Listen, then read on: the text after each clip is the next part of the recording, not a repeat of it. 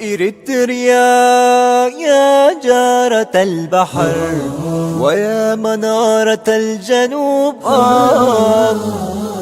إريتريا يا درة البحر ويا منارة الجنوب.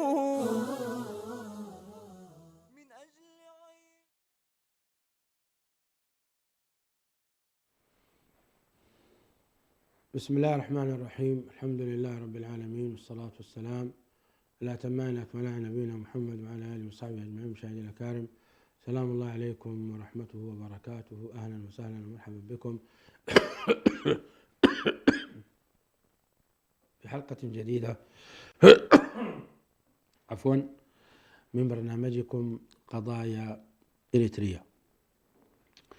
في هذه الحلقة سنتناول موضوعا هاما بعنوان الإريتريون المسلمون والاضطهاد. منذ أكثر من 100 عام ونحن المسلمين في إريتريا لم نذق طعم العدالة والحرية.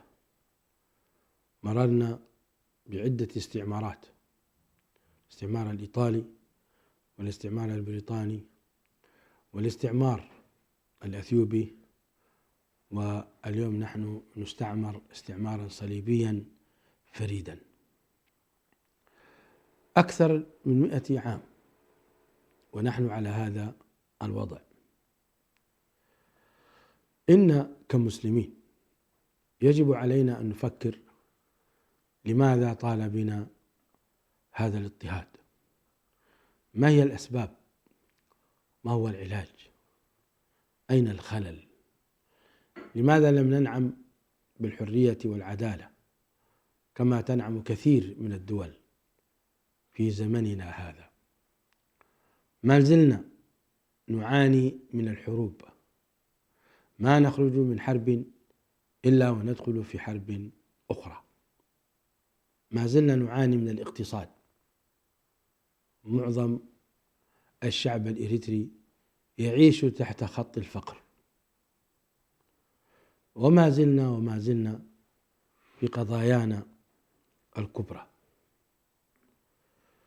وأسفه هذه الحلقة ليست حلقة حزن أو حلقة حزن وبكاء، وإنما هي حلقة تدارس ومراجعات، لعلنا نعود إلى أنفسنا رجالا ونساء، صغارا وكبارا، مثقفين، دكاترة ومهندسين، ودعاة وعمال، شيوخ وعلماء، ورجال أعمال، وشماغلة وغيرهم. كل المجتمع عليه أن يراجع نفسه. إن في ذلك لذكرى لمن كان له قلب أو ألقى السمع وهو شهيد. لقد كان في قصصهم عبرة لأولي الألباب، ما كان حديثا يفترى. هكذا يذكرنا القرآن: فاقصص القصص لعلهم يتفكرون. باسمكم جميعا أرحب بضيفي الدكتور حسن سلمان. مرحبا بشيخنا وحبيبنا ودكتورنا الغالي دكتور حسن سلمان. اليوم العنوان كبير، لا أعتقد أن هذه الحلقة ستغطيه كاملا، ولكن حسبنا أن نأخذ بعض المحاور. العنوان: المسلمون الإريتريون والاضطهاد عبر التاريخ. مدخل: أولا، من هي إريتريا ومتى دخل فيها الإسلام؟ في دقيقتين. الحمد لله رب العالمين، والصلاة والسلام على رسول الله الأمين وعلى آله وصحبه أجمعين. أما بعد، إريتريا بهذا المسمى هي دولة حديثة يعود تاريخ التسمية إلى الإيطاليين نهايات القرن ال19 وإلى 1941-42 اللي هو خروج الإيطاليين. هذه الفترة التي تشكلت فيها الدولة الإريترية الحديثة. لكن عندما نتكلم عنها كجغرافيا وكديموغرافيا أيضا ككتلة بشرية، بطبيعة الحال هي أوسع من هذا المسمى السياسي الذي نطلقه الآن، لأنها كانت جزء من الحبشة التاريخية، واسم الحبشة أيضا كان أوسع من الحبشة التي نتصورها الآن. يعني الحبشة الآن كثير من الناس يتصورها هي إثيوبيا وإريتريا، بينما كانت أوسع من ذلك، كانت تشمل جزء من الصومال أو جزء كثير من الأراضي الصومالية، وقد تشمل أيضا بعض الأراضي السودانية. وبالتالي التسميات أحيانا تضيق وتتسع، يعني تارة بحسب العرف الجاري. فبالنسبة لنا يعود تاريخ دخول الإسلام إلى هذه المنطقة إريتريا على وجه التحديد التي هي جزء من الحبشة، يعود تاريخ دخول الإسلام فيها إلى بدايات السنة الخامسة لبعثة النبي صلى الله عليه وسلم، ويعود تحديدا إلى الهجرة الأولى لأصحاب النبي والهجرة الثانية، ثم تتابع بعد ذلك أمر الإسلام في هذه المنطقة في فترة عمر بن الخطاب رضي الله عنه عندما جيش لها كتيبة خاصة، ثم بعد ذلك أيضا ازداد الوضع عند فترة عثمان بن عفان، وربما ما بعد تجربة عمر بن الخطاب رضي الله عنه يعني المسلمون ابتعدوا عن فكرة التجيش وإرسال الجيوش إلى إريتريا أو إلى الحبشة تحديدا لوجود موضوع البحر وتخوف عمر بن الخطاب رضي الله عنه من مخاطر البحر، لأن حصلت للكتيبة التي بعثها يعني بعض الإشكالات. فعلى كل حتى عثمان عندما جاء بعد عمر تأثر يبدو لي بذات النهج، فكانت الفكرة في فترة عثمان بن عفان هو التوسع عن طريق التجار، التوسع عن طريق التصاهر، التوسع عن طريق التواصل العادي. فنشأت على كل على مشارف هذه المنطقة وتحديدا في جزر دهلك ومنطقة مصوع والمنخفضات الإريترية نشأ تطور، إلى أن جاءت بعد ذلك الدولتان العظيمتان والعظميان هما الدولة الأموية من سنة 84 وبعد ذلك الدولة العثمانية.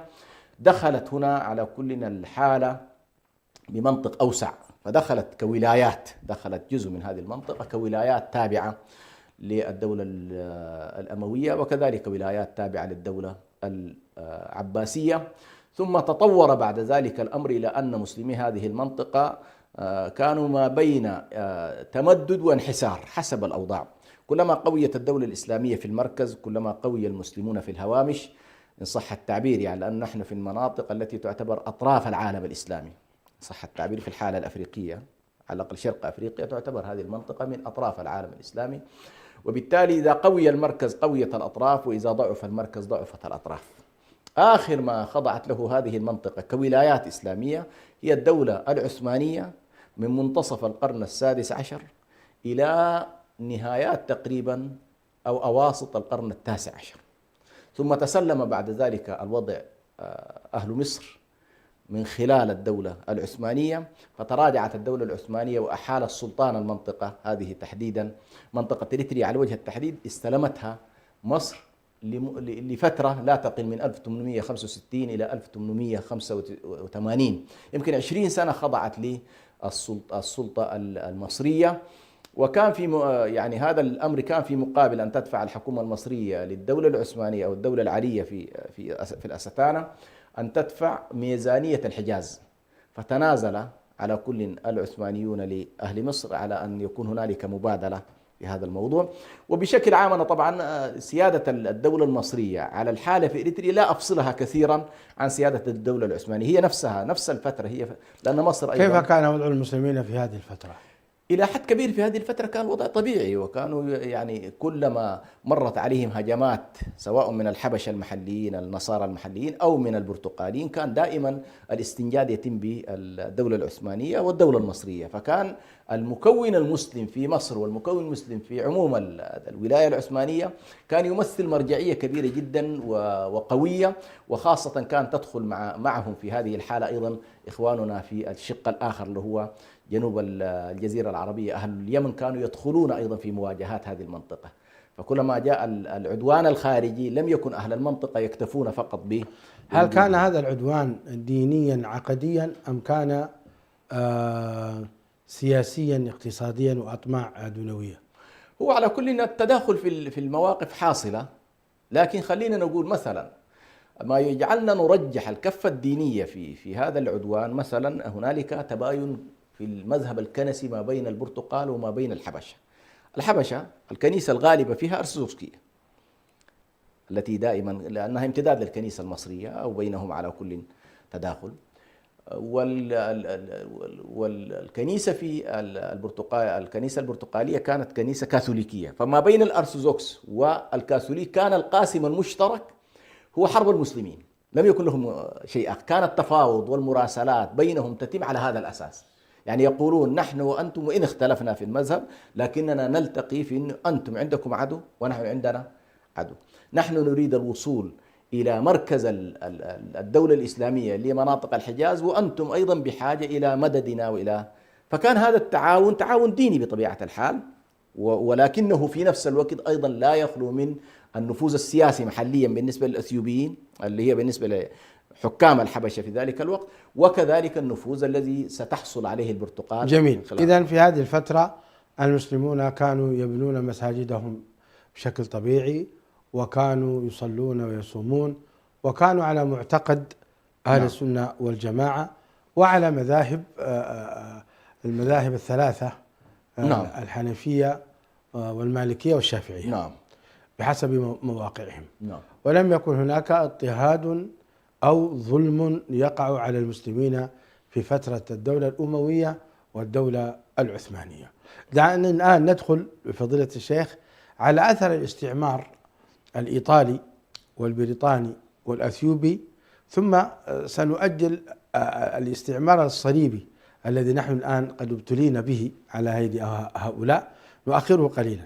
لكن دعنا نتحدث عن هذه الاستعمارات الثلاثة في إعادة تشكيل الهوية والصراع. ما الذي كان يعني السبب الرئيسي له؟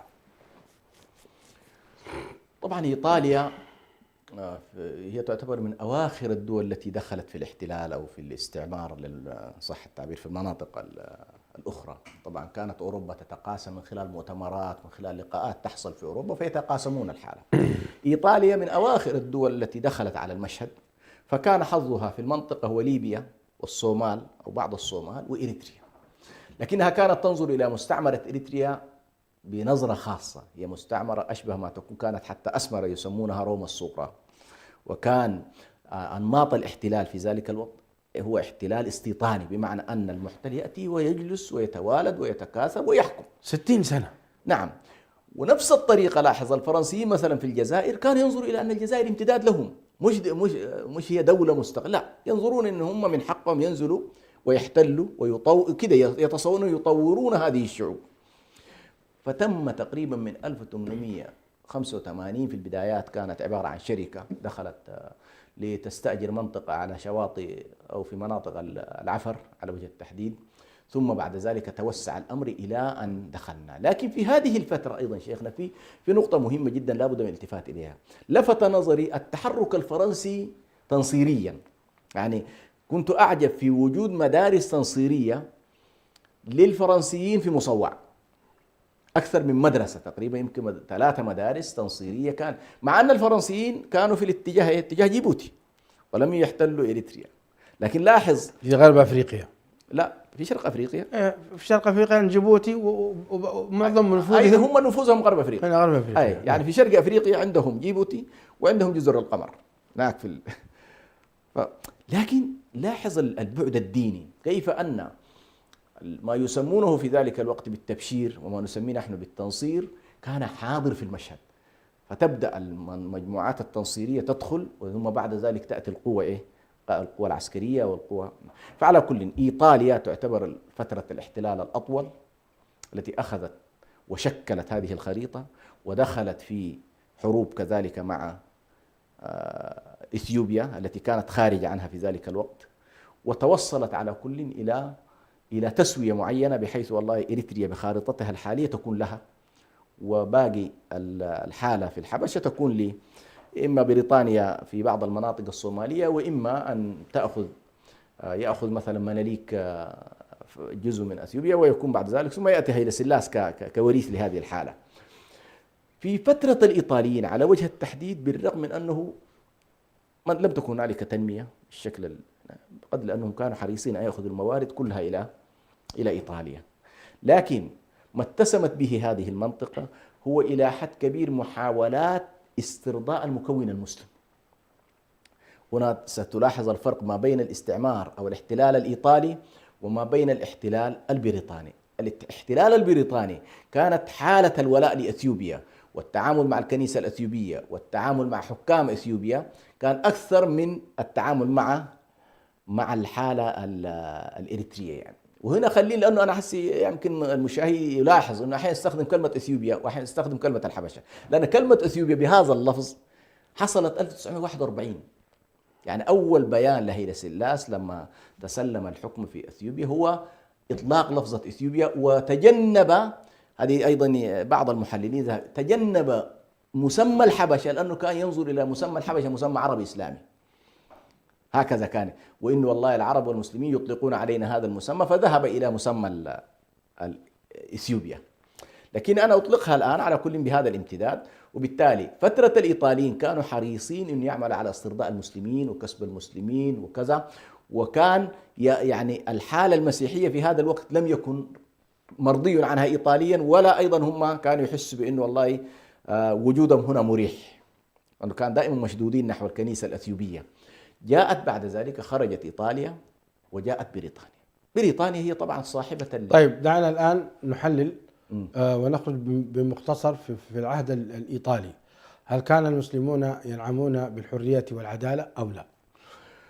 هو طبعا لا يمكن أن نتحدث عن حرية وعدالة في ظل الاحتلال، لكن خلينا نقول هل الإيطاليين مثلا مارسوا الإكراه والاضطهاد وفرض الدين وتقليد الناس الصليب كما كانت تفعله بعض الحكومات في الحبشة؟ أقول لم يحصل هذا.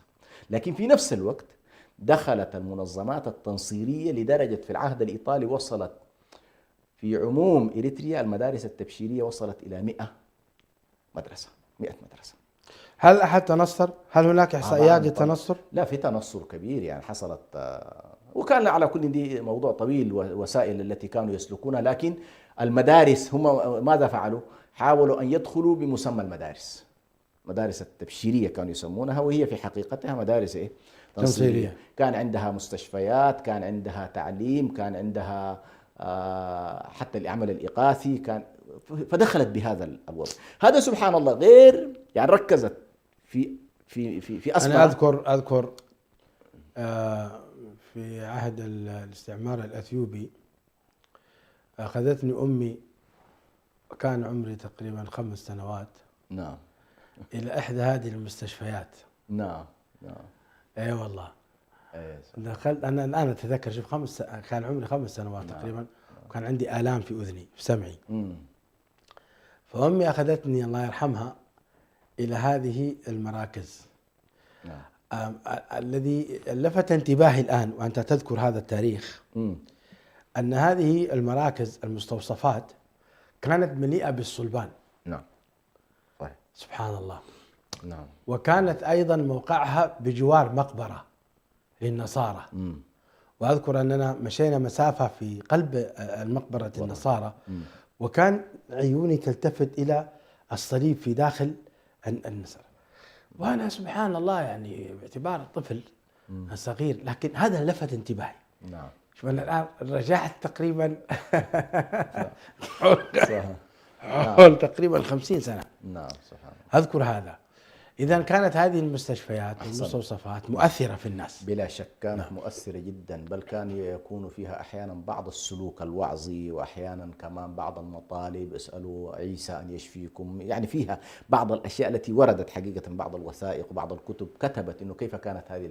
فكان المدارس مؤثرة، المستشفيات مؤثرة، الإعلام مؤثر، العمل الإغاثي مؤثر. هذا لاحظ، هذا الآن كله كعمل كنسي.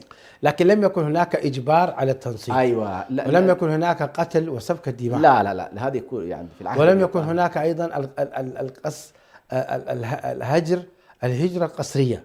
لم يكن هذا كله. نعم. مع أنه سبحان الله المؤسسة التعليمية الرسمية الإيطالية طبعا كانت مؤسسة علمانية، لكن بتبقى برضو بتمرر من خلالها. يعني عندك في الحالة الإيطالية مؤسسة كنسية لها مدارسها، لكن جذور الإسلام كان أيضا قوي. أيوة، كانت المعاهد موجودة والمدارس موجودة والإفتاء موجود، وأقوى الفترات ربما هذه الفترة التي نتكلم عنها هي نفس الفترة التي برز فيها مفتي إريتريا إبراهيم المختار. أيوة. نعم. وكانت عموما الحالة الإسلامية في إريتريا سياسيا تشعر بأنها هي المعبرة عن الدولة الإريترية، إن صحت عن الحالة الإريترية. جميل. أيضا في هذه الفترة وما لحقها بعد ذلك طبعا دخلت أيضا صراعات إيطاليا وبريطانيا كانت مؤثرة. كانت إيطاليا حريصة جدا أن هذا المكون المسلم لا تكسبه أيضا بريطانيا، لأن بريطانيا على مشارف الدخول في السودان، هي وقتها داخل السودان وتسيطر على السودان وعينها على إريتريا. وفي نفس الوقت كانت أيضا تواصلها مع الحكومة الأثيوبية على أشدها. جميل. وهذا يجعلنا ننتقل إلى الاستعمار البريطاني. نعم، الاستعمار البريطاني هو طبعا وريث تركة إيطاليا. أيوة، كيف حصل؟ نعم، لأن إيطاليا وألمانيا ما يسمى بدول المحور هزمت أمام دول التحالف. نعم. فصارت الدول المهزومة تقسم ممتلكاتها وتقسم تركتها كما هو معلوم. الدول المهزومة اللي هي إيطاليا وألمانيا وتركيا. ألمانيا وتركيا. أي طبعا، والدولة العثمانية أكثر طبعا من تضرر هو الدولة العثمانية، باعتبار هذه المناطق التي نتكلم عنها كلها امتدادات كانت ملك لهم. إمبراطورية عظيمة. نعم. إنا لله وإنا إليه راجعون. سبحان الله، تسلمت إيطاليا إريتريا حتى تشرف عليه. كل هذه الملفات كانت تدار من الأمم المتحدة، فتسلمت على كل إيطاليا الوضع في إريتريا. وكانت بعد كده بدأت الآن عملية النظر في مستعمرات إيطاليا ماذا يفعل بها. فلم يكن خلاف كبير حول الصومال وليبيا. الأمم المتحدة أجازت مباشرة موضوع الاستقلال. الدولة الوحيدة اللي خضعت لحسابات السياسة الدولية والإقليمية والمحلية هي إريتريا. السبب أول هنالك وجود خلاف ثقافي ديني في إريتريا. مجموعات هذه اللي هو المجموعة النصرانية في إريتريا عينها كما قلت لك على إثيوبيا وقلبها على إثيوبيا، والكنيسة تصدر فرمانات بين فترة إذن الصراع ديني. ما أنا أقول لك الكنيسة تنشد إنه والله يجب هذه الدولة يجب أن لا طيب. في نفس الوقت أيضا إيطاليا كان رغبتها أيضا إنه والله التقسيم وليس الانضمام الكامل. فكانت ترى مثلا تقسيم إريتريا ما بين إثيوبيا والسودان. مشروع إثيوبيا مشروع بريطانيا لم ينجح في الأمم المتحدة. المشروع الذي نجح هو مشروع أمريكي، وهي أن ترتبط إريتريا بكاملها فيدراليا مع إثيوبيا، ثم يتم غض الطرف عن ما يفعله الإمبراطور بعد ذلك. يعني بدل أن يقال الأمم المتحدة ضمت هذا الشعب الذي تاريخيا ما عنده أصلا هذا الارتباط. حصة زي أنا ذكرت بأنه والله الارتباط كان منذ السنوات الأولى للتاريخ الإسلامي. هذه المنطقة خصوصا إريتريا في غالبها لم تكن تابعة للهضبة الأثيوبية. ما الذي كان يضر يعني آباؤنا لو انضموا إلى أثيوبيا؟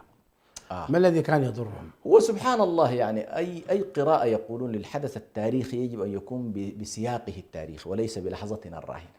جميل. السياق التاريخي في ذلك الوقت إريتريا كانت عبارة عن إيش أقول لك؟ كانت عبارة عن دولة ديمقراطية مقابل دولة كنسية في إثيوبيا. المسلمون يذبحون ويقتلون ويفرض عليهم الصليب ويعطون الإنذارات في إثيوبيا. فليس من الحكمة إذن؟ هم كانوا ينظرون كيف نضم كيف نضم إلى حالة بهذا الشكل.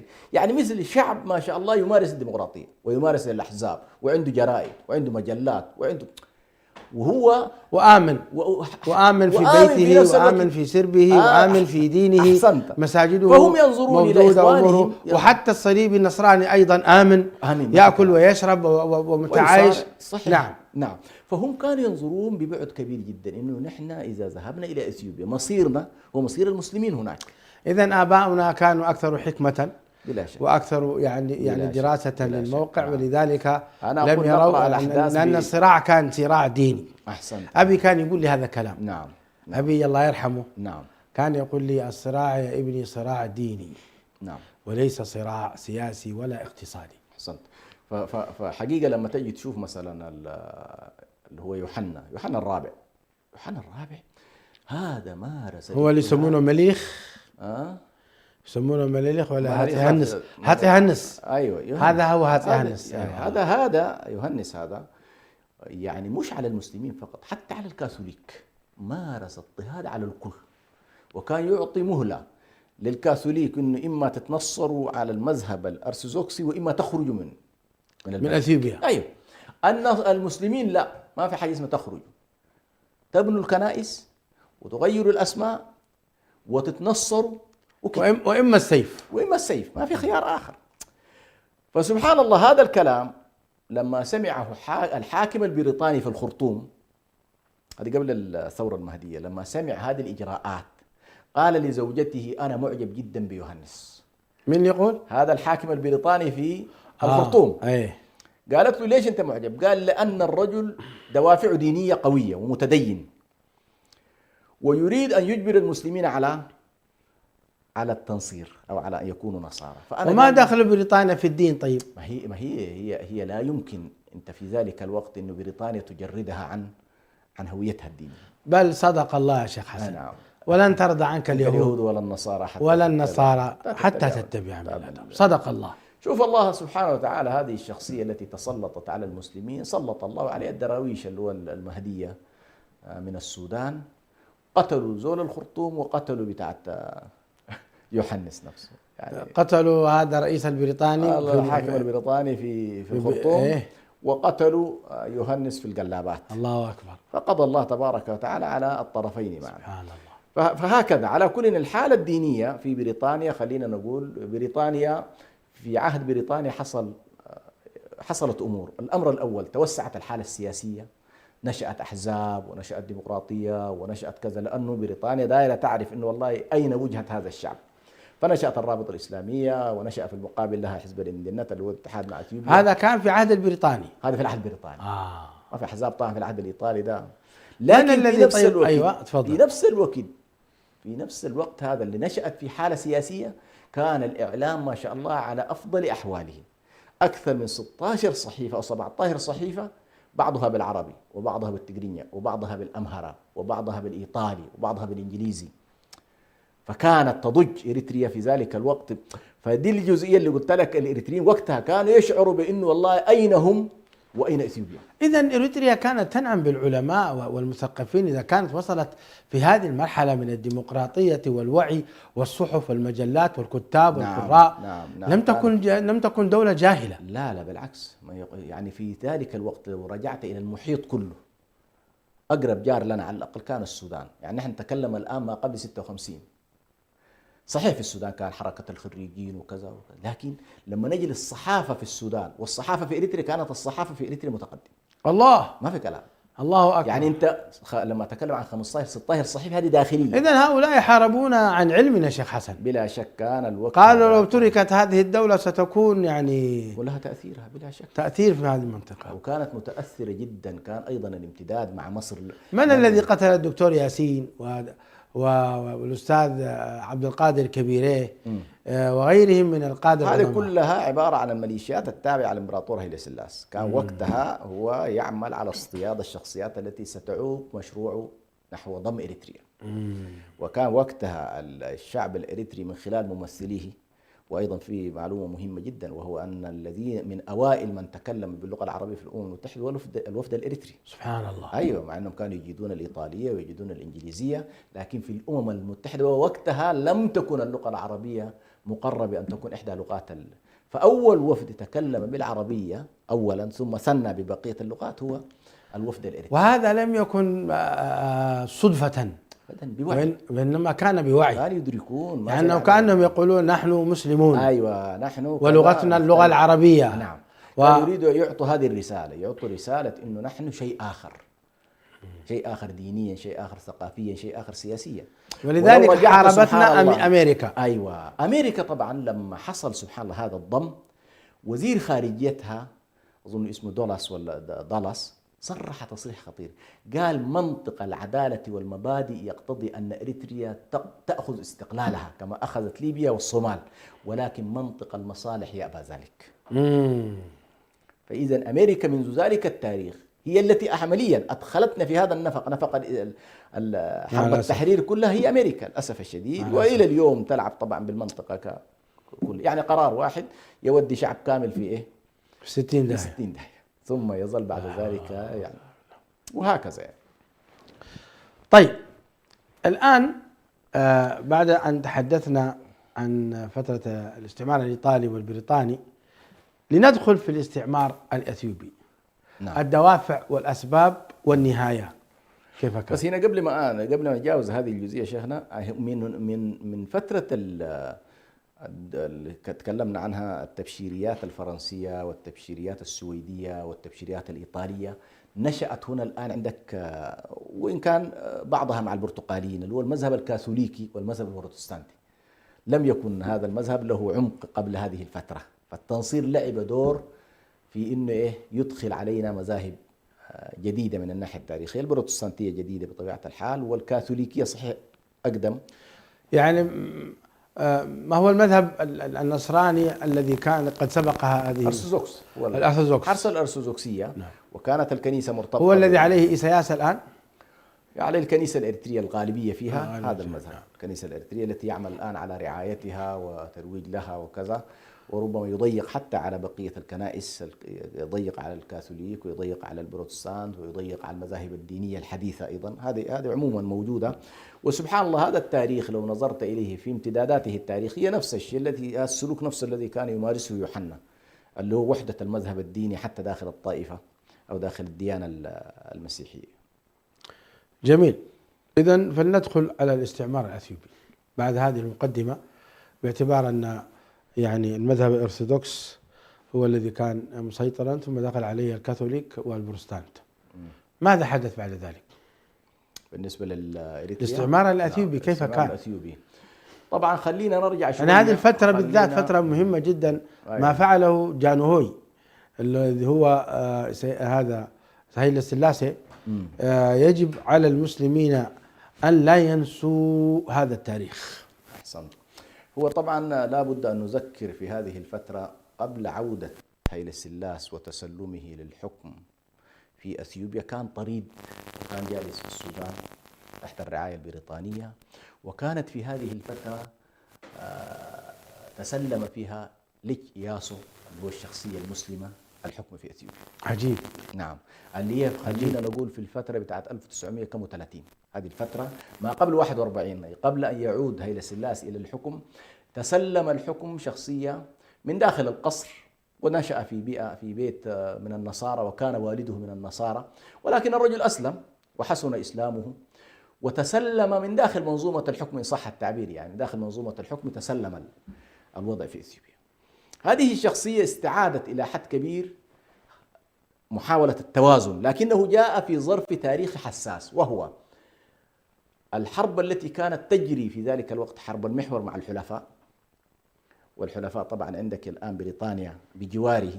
نحن بحاجة ماسة إلى دراسة تاريخ الحبشة. أحسنت. قبل دراسة تاريخ إريتريا. صحيح والله. نعم. لأنه مرتبط. أنا هذا الرجل صراحة شيخنا عجبني جدا، وما كنت ملتفت كثير وما كنت أعرف عنه، إلى أن قرأت سبحان الله للكيلاني، وروائي إسلامي عنده شيء اسمه رواية اسمها الظل الأسود. الظل الأسود، هذا الظل الأسود يتكلم فيه عن ليك إياسو، هذه الشخصية المسلمة، وسبحان الله يعني يولد فيك ليك إياسو وطريقته ومقاومته وجهاده، يولد فيك أن المسلمين في المنطقة إذا استطاعوا يفكروا منطقة الإسلام المعادلات كلها تتغير. سبحان الله. فكان والده عنده نظرة وهو عنده نظرة، هو كان يرسل ويبعث بالجنود إلى الدولة العثمانية ليساعد، لاحظ، ليساعد العثمانيين في كدولة مركزية، ووالده يقول له يا أخي أنا أختلف معك في الدين، لكن منطقة السلطة أقول لك يا أخي أنت احرص على أنك الآن ثبت ملكك، والكنيسة عملت ضده بقوة. فهو كان يقول عبارته في الظل الأسود، كان يقول كيف تريدون أن أنظر إلى الدولة العثمانية وهي تنهار وأنا معي جيوش، لابد أن أرسل الجيوش. فكانت الجيوش الحبشية ترسل إلى مساندة الأوضاع في الدولة العثمانية، وعلى كل أدى الأمر سبحان الله إلى أن هذا الرجل في النهاية يعني يقتل وتحشد الكنيسة كلها. هذا كلام كان عام كم؟ هذا ما قبل 41. قبل 41 اللي 35 حاجة.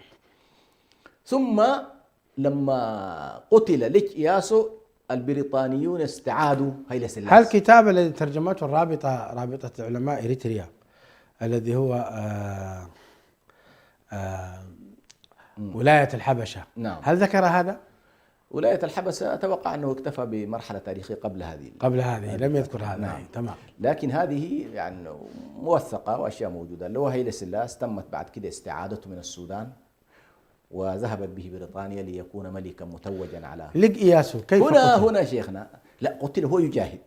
وهو يجاهد. ايوه، لا قتل وهو يجاهد، هو رفض التسليم. شهيد نسأل الله له ظل السعادة. يقاتل الى اخر لحظه حتى قتل. أوه. أيوة. مع من في أي معركة؟ كانت المعارك مع النصارى عموما، ضد النصارى. هم الذين كانوا الكنيسه. الصراع ديني. اي الكنيسه. أيها المسلمون، الصراع ديني، الصراع ديني. نعم. فعادت على كلنا الحالة في أثيوبيا ليتسلمها هيلي سلاس. هنا خلينا نقول الذاكرة الأثيوبية كانت مشحونة. لما جاء هيلي سلاس مشحون بأنه والله هو الآن في صراع مع من؟ مع ليك إياسو. هؤلاء ليك إياسو أتباعه وناسه وكذا. فدخل هيلي سلاس بمنطق مختلف تماما، وهو أنه يريد بحجج أسطورية بكذا، إنه أنا والله من السلالة السليمانية، أنا كذا أنا كذا. عنده من الذي أتى به؟ كان طريدا، كيف دخل إلى البريطانيين؟ على كل كانوا محتفظين به في السودان. لجوءه كان إلى السودان، وظلت بريطانيا محتفظة به إلى أن استعادت له الملك بعد مقتل ليك إياسو. ولذلك ستلاحظ شيخنا الحالة الدينية في منطقة القرن الأفريقي والحبشة على وجه التحديد، المكون المسيحي لا يمكن أن يعلو إلا في حالتين: الحالة الأولى العامل الخارجي، الحالة الثانية التفتت الداخلي للمسلمين. يعني الله أعد النقطة هذه. نعم. المكون الخارجي والعامل الخارجي والمساندة الخارجية، لاحظ انتقلوا من البرتقاليين إلى الإيطاليين وهكذا، يعني ظلت الحالة بهذا الشكل. وتنظر الدول الغربية عموما بأن إثيوبيا هذه قلعة في شرق أفريقيا محاط بها من كتلة كبيرة جدا من المسلمين، ويجب أن يحافظ على هويتها المسيحية ومذهبها الديني المسيحي. جميل. طيب، تولى الحكم هيلة سلاسي. نعم. ما الذي فعله في مسلمي إريتريا؟ أحسن. هيلة سلاس كانت عينه على البحر، ما كان يريد دولة حبيسة، وبالتالي ظل يكافح بكل ما يملك وبكل ما له من سلطات وعلاقات مع بريطانيا والعلاقات مع الأمريكان في أنه لا بد أن تضم له. هل كان هذا هو السبب، أو أنه يريد نشر النصرانية وتنصير الناس؟ هو عنده أكثر من عامل. نشر النصرانية دي ما خلاص هو متبني الحالة بتاعت إيه؟ حالة فرض الديانة، ما كان يعاني منها. يعني هو في نهاية المطاف ما يفعله بمسلمي أثيوبيا سيفعله بمسلمي إيه؟ الحبش. كان بإمكانه أن يحتل البحر ويترك المسلمين في عباداتهم، في صلاتهم، في دينهم.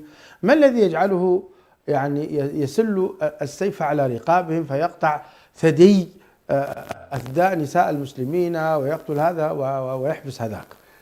هو على كل في تلك الفترة طبعا خلينا نربط الموضوع بأنه هو عينه، لما أقول على البحر كان وقتها أمامك أنت بريطانيا وأمامك إيطاليا. يعني في البداية كانت إيطاليا وبعدين في بريطانيا، فقصة أن يتجاوز بلا أطر قانونية صعب. فهو يريد هذه الحالة ما تابعة لدولته، وثائقية ما تابعة لدولته، هذه دولة مستقلة محتلة من قبل إيطاليا. خرجت إيطاليا تسلمتها إيه؟ سلمتها بريطانيا. يعني إريتريا موجودة قبل هيلة سلاسي، قبل هيلة سلاسي معترف بها كإريتريا ككيان معترف. العهد البريطاني والعهد الإيطالي. أيوة. جميل. وبالتالي ليست معه، فهو الآن يريد وحدودها معروفة طبعا. حدودها معروفة بهذا يعني الشكل الذي هي الآن هذا عليه. الشكل الذي انتهت إليه. يعني تمام. من فترة مناليك اللي اتفق مع الإيطاليين على حدود إريتريا الحالية وضم الأقاليم الثلاثة، كانت جزء من الحالة الإثيوبية اللي هي سراي، كولوغوزاي، حماسين، ضمها على كل. سايس بيكو هم الذين قسموا إريتريا أيضا؟ لا دي اللي حالهم، سايكس بيكو جماعتنا في المنطقة العربية. لكن إيطاليا وبريطانيا تحديدا هي التي ساهمت في تقسيم المنطقة، معهم فرنسا طبعا في الخيار الثالث، فهم حاضرين. بريطانيا يعني من الذي قسم الصومال الموجود حاليا وجيبوتي والسودان وإريتريا وأثيوبيا؟ من الذي قسم هذا؟ إيطاليا وبريطانيا. إيطاليا وبريطانيا وفرنسا. فرنسا كانت حاضرة أيضا. جميل. في الموضوع يعني. لكن العامل الأكبر كان بريطاني إيطالي، عامل أكبر. يعني الحدود تحديدا بين إريتريا والسودان، وبين السودان وأثيوبيا، وبين تنازل أثيوبيا من بعض الأقاليم. يعني من الأشياء التي مثلا في فترة من فترات تنازلت فيها الحكومة الأثيوبية عن مناطق موجودة في شرق السودان حاليا، مناطق القضارف، في مقابل أن تأخذ إقليم بني شنغول، الإقليم السوداني، كان وقتها إقليم سوداني كاملا، ضم إلى إيه؟ وفق شروط بريطانية. فكل هذه التسوية كانت تتم عن طريق إيه؟ طريق البريطاني. وكانت بريطانيا حريصة جدا إنه أكبر قدر من الأشياء يجب أن تحال لإثيوبيا. المصريين صحيح وقتها كان يكافحوا، لكن هم نفسهم تحت القوى البريطانية، لأن وقتها السودان دخلوه كحكم ثنائي مصري بريطاني، فكانت دائما مصر تعمل لهم تشويش، لكن يحرصوا كانوا على أن والله الحدود يجب أن يكون فيها. طبعا هذه قضايا طويلة الآن لها علاقة طيب جميل. يعني قضية سيف البحر هذا الذي طوله 1000 كيلومتر كان حريص عليه هايلي سلاسي، نعم، كما الآن أحمد آبي حريص عليه. نعم، جميل. من ناحية تاريخية هكذا، يعني إثيوبيا تريد أن تجد نفسها دائما على، لكن تاريخيا كل أبداها من الفترة التي نتكلم عنها، يعني المناطق بتاعت السواحل التي حصل فيها دويلات، لكن لا معذرة عن القطع، لكن لا سواء أبدا بين فخامة الرئيس أبي أحمد الذي نشر العدالة ومكن المسلمين وأعطاهم حقوقهم، وبين هايلي سلاسي الذي طبعا الدوافع الدينية التي كانت فرق كبير، دوافع كنسية إلى حد كبير، ما في مقارنة، فرق كبير بين هذا وهذا. لكن أيضا إذا ذهب في نفس الاتجاه اللي هو والله انتزاع البحر إكراها سيدخل في نفس الإشكال، يعني لن تغني عنه إنه والله هو عادل في إثيوبيا ليكون ظالما في إريتريا. ولذلك الطريق الأمثل الذي يفترض أن يسلك في التعامل ما بين الدولتين، ونحن الآن طبعا اليومين هذه نلاحظ الحشود أيضا بدأت من جديد، ومنطقة القرن الأفريقي الله يقينا شر الحروب فيها يعني، لكن يخشى أيضا للأسف الشديد أن تجر المنطقة إلى حروب ربما ليست في مصلحة الجميع يعني. فعلى كل هايلي سلاس كان وقتها عن طريق نفوذه في الأمم المتحدة وعن طريق نفوذه في الأفارقة، لأنه بعد ما جاء هايلي سلاس أثيوبيا ظلت دولة مركزية فيما يتعلق بالأفارقة. دولة أثيوبيا هي ثاني أكبر دولة في أفريقيا من حيث الكتلة البشرية. هي شوف اثيوبيا زي ما قال واحد ليست حالة طبيعية، يعني ليست حالة عادية. انت تتعامل مع الحضارة الثانية في افريقيا، يعني بعد مصر الحضارة الثانية المباشرة كدول وحكومات ونظم وكذا هي اثيوبيا. فانت لا تتكلم عن حالة ذاكرتها 100 سنة، لا، موضوع طويل جدا وعريض. إذا كان المصريون يتكلمون عن 7000 سنة فإن الأثيوبيين يمكن يتكلموا عن 6000 سنة، يعني ليست أقل من ذلك. فأنت أمام مشهد تاريخ طويل تاريخ ضارب في الحضارات، فهم هكذا ينظروا إلى أنفسهم. لكن مشكلتهم دائما كما قلت لك، المشكلة هي مع أن السواحل كانت سواحل إسلامية، هكذا يعانون من هذه العقدة، إنه والله نحن ليش دائما في الهضبة محرومين من السواحل. تارة هذه السواحل تكون سواحل إسلامية محلية، دويلات الطراز الإسلامي المعروفة، الدويلات السبعة التي كانت تحيط بالسواحل، ولم تكن في يوم من الأيام المركز الأثيوبي قادر يصل إلى طيب البحر. كثير من الدول قد تتنازع في بعض الأمور، ولكن يحل النزاع فيما بينها بالسوية، بالودية، بالتأجير، بكذا. ما الذي يجعل الدولتين أثيوبيا وإريتريا أن يصلا إلى مرحلة الحرب والقتال وسفك الدماء على ماء، على بحر؟ أنا أعتقد الله أعلم أن الموضوع أعمق من ذلك بكثير. نعم، ليس موضوع بحر. شوف شيخنا، هو للأسف الشديد من خلال قراءتي على كل كثير من التأجيج الذي نراه تارة في سد النهضة وتارة في البحر وكذا، جزء كبير منه هي محاولات الهروب من المشكلات الداخلية إلى معارك في الخارج. هذه تحصل على كل السياسيين، يعاني الواحد من مشكلة في الداخل فيروح يعمل حرب في الخارج. هذه الإشكالية، وخصوصا عندما لا تكون الأنظمة أنظمة ديمقراطية وأنظمة تمثل شعوبها وأنظمة عندها برلمانات منتخبة تنظر إلى مصالحها. يعني الليلة لو كان هنالك نظاما ديمقراطيا في إريتريا ونظاما منتخبا ديمقراطيا في أثيوبيا، أنا متأكد بأنه حتى لو مشيا وجريا مع ما تسمى بنظرية السلام الديمقراطي، أن الأنظمة الديمقراطية إلى حد كبير أقرب لأن تتفاهم من الدول ذات الطابع الدكتاتوري. نعم. الدولة ذات الطابع الدكتاتوري شعبها من غير ما يكون عنده علم يلقى نفسه تفجرت المعركة ويجيش بكامله في معركة، نعم. كما حصل لنا في بادمة مثلا. صحيح. مين استشير فيها؟ قيادات الجبهة الشعبية لم يتم استشارتها. نعم. فنحن أمام مشهد عبثي تماما، مشهد عبثي الحاكم فيه يقرر متى تكون المعركة ويجير بعد كده الأمور. لكن أنا والضحية هم الشعوب عندها القدرة إذا تركت لشأنها، عندها القدرة أن تتفاهم، عندها وهنالك بل من مصلحة الشعبين أن يكون هنالك تفاهم، لأن الآن الموانئ الإريترية معطلة بسبب عدم التفاهم. يا شيخ حسن، الناظر إلى خريطة القرن الأفريقي نعم. يجد أن جيبوتي أقرب بكثير إلى أثيوبيا نعم. من إريتريا، وأن جيبوتي هذه الدولة الصغيرة في حجمها الكبيرة في معانيها هي يعني تتعاون جدا كثيرا في تسخير ميناء يعني موانئها للأثيوبيين. نعم. ولم نسمع أن هناك حرب بينهم أو إرادة دخول إريتريا على أثيوبيا وعلى جيبوتي واستيلاء موانئها. نعم. يعني هؤلاء ينعمون بأمن كبير بين الدولتين.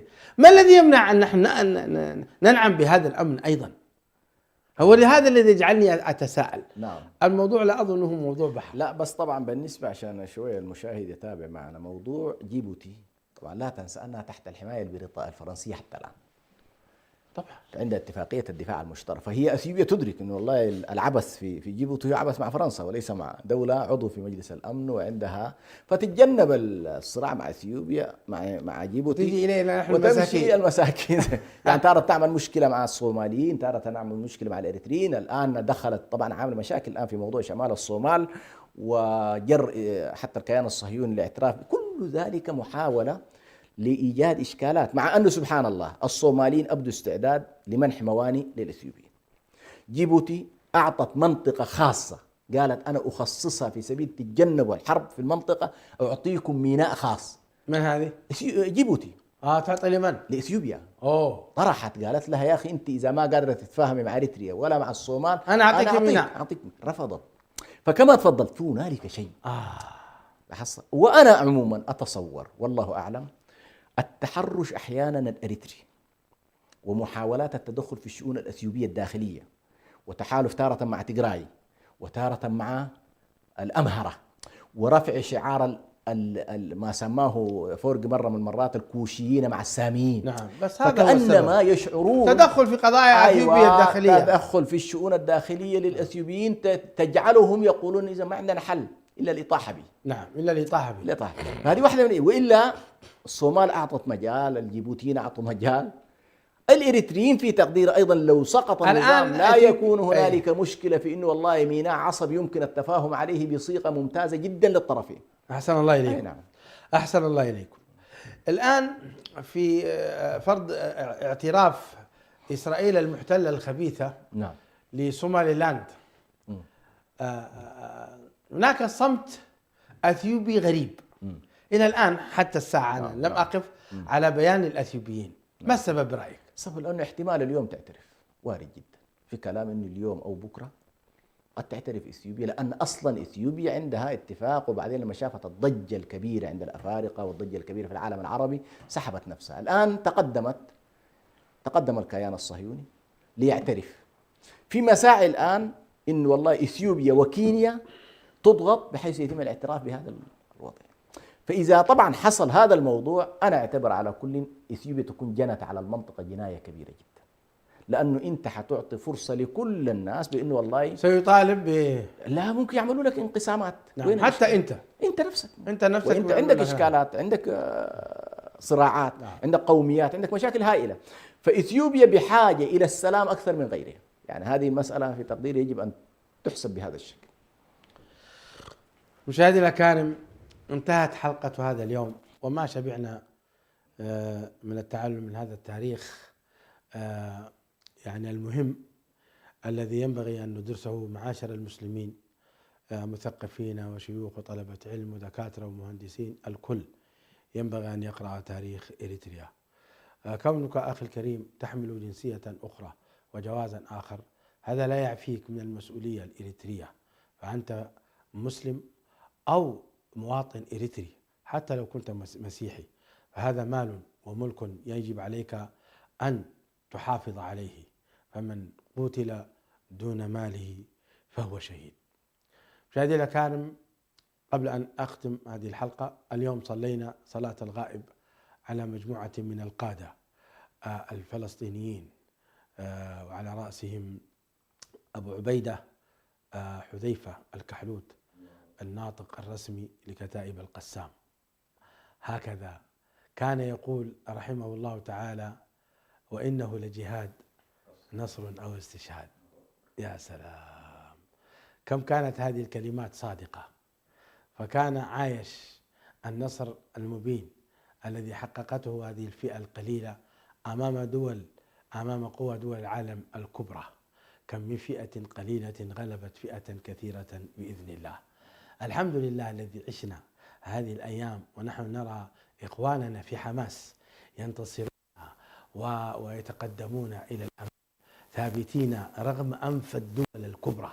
نعم أكرر، رغم أنف الدول الكبرى مهما حاولوا أن يجتثوا هذه الفئة المتوضئة الطاهرة المصلية الراكعة.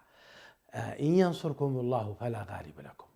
ألا فرحمة الله على أبي عبيدة وعلى إخواني المجاهدين إسماعيل هنية ويحيى السنوار، وذكرونا حقيقة بأبي عبيدة عامر بن الجراح وخالد بن الوليد وسعد بن أبي وقاص، تلك الثلة العظيمة ذكرونا بهم. أحيا الله هذه العظام مرة أخرى في صورة أبي عبيدة. سلام على هؤلاء الفئة الطيبة. الشعب الإريتري اعتبر وتعلم. السلام عليكم ورحمة الله وبركاته. إريتريا يا جارة البحر ويا منارة